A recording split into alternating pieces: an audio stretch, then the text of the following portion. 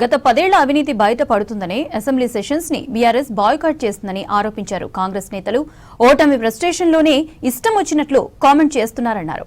ఉద్యమకారులను అవమానించింది BRS నేతలేనని మండిపడ్డారు.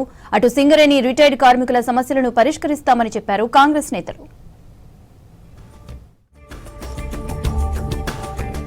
LOP Rahul గాంధీపై KTR comments ఆయన అహంకారానికి నిదర్శనమన్నారు ప్రభుత్వ విప్ బీర్ల ఐలయ్య.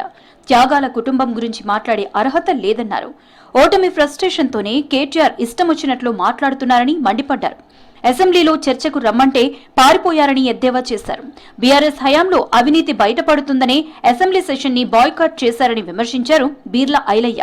మళ్ళొక్కసారి త్యాగాల కుటుంబం రాహుల్ గాంధీ గారి గురించి మాట్లాడితే తస్మాత్ జాగ్రత్త, మిమ్మల్ని రాళ్లతో కొట్టే రోజులు వస్తాయని చెప్పి హెచ్చరిస్తున్నాం.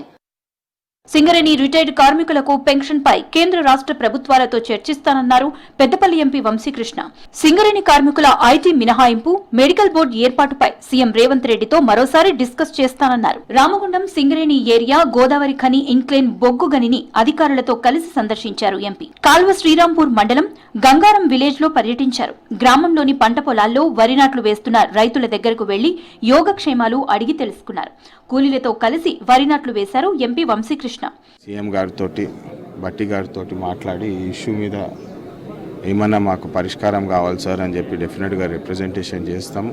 లొకేషన్ బేస్డ్ సమస్యలు వాటి మీద కూడా మేము ఆఫీషియల్స్ తోటి మాట్లాడి వారికి పరిష్కారం ఇస్తామని చెప్పి తెలియజేస్తాం. తెలంగాణ వాదాన్ని, ఉద్యమకారులను అవమానించింది బీఆర్ఎస్ నేతలన్నారు ఫిషరీస్ చైర్మన్ మెట్టు సాయి కుమార్. తెలంగాణ ఆత్మాభిమానం తాకట్టు పెట్టింది కల్వకుంట్ల కుటుంబమేనన్నారు. వచ్చే ఎన్నికల్లో బీఆర్ఎస్ ని ప్రజలు ఫ్యామిలీ ప్యాకేజీలా బొందపెట్టడం ఖాయమన్నారు సాయి కుమార్. తెలంగాణ ప్రజల కన్నీళ్లు కొట్టుకుపోయినారు. తెలంగాణ ప్రజల యొక్క ఆత్మాభిమానాన్ని మీరు తాకట్టు పెట్టింది మీరే. తెలంగాణ ప్రజల ఉసురుతో, వాళ్ళ కన్నీటితో, వారి యొక్క కళ్ళ అగ్నిజాలతో మీరు భస్మం కాక తప్పదు. ప్రభుత్వంలో కాంగ్రెస్ కార్యకర్తలకు తప్ప అవకాశవాదులకు ఎలాంటి హక్కు లేదన్నారు కాంగ్రెస్ నేత జీవన్ రెడ్డి. జగిత్యాల అభివృద్ధికి తన వంతు కృషి చేస్తానని చెప్పారు.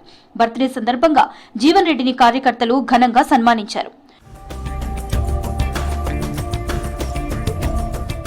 10 ఏళ్లు అధికారంలో ఉన్న బీఆర్ఎస్ సర్కార్ కొండగట్టు అభివృద్ధిని ఏమాత్రం పట్టించుకోలేదన్నారు కాంగ్రెస్ నేతలు.